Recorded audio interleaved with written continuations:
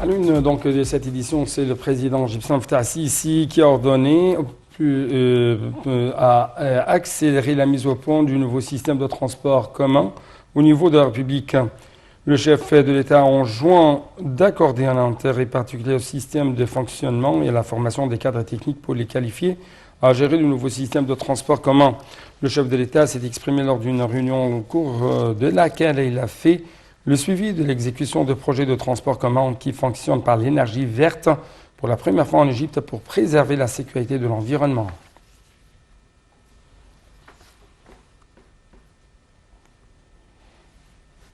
Le président Abdel Fattah Sisi a en revanche appelé à fixer une stratégie africaine claire pour éliminer la menace de l'extrémisme et du terrorisme et tarir leurs sources de financement. Le chef de l'État a souligné les efforts déployés par l'Égypte pour soutenir les pays du continent africain en intensifiant les informations de cadres, ou plutôt la formation de cadres dans le domaine de la lutte contre le terrorisme, en participant aux missions de maintien de la paix des Nations Unies et en poursuivant ces efforts par le biais du Centre sahélo-saharien de lutte contre le terrorisme basé au Caire.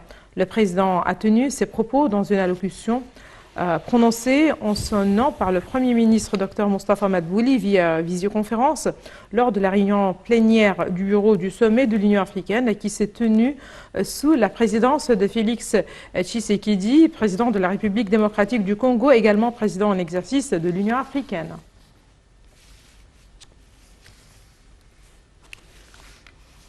D'autre part, le Premier ministre Dr Mostafa Madbouli a examiné avec le président de la session des parties de la Convention cadre des Nations Unies sur le changement climatique COP26, M. Alok Sharma, les moyens de la coopération dans le cadre de l'accueil de l'Égypte pour la prochaine période.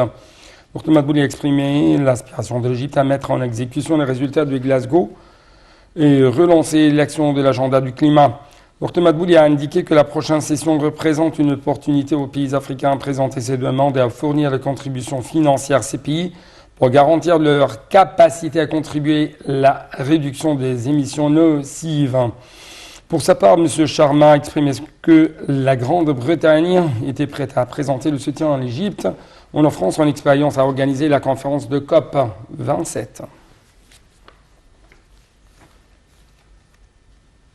Le projet d'extension du tronçon historique du canal de Suez doit s'achever en juillet 2023, après 2 années de travail.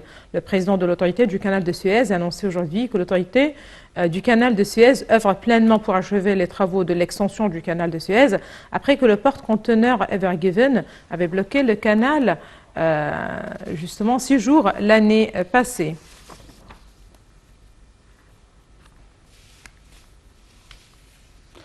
Le ministère de la Santé a déclaré avoir détecté 1101 nouvelles infections au coronavirus et 26 décès.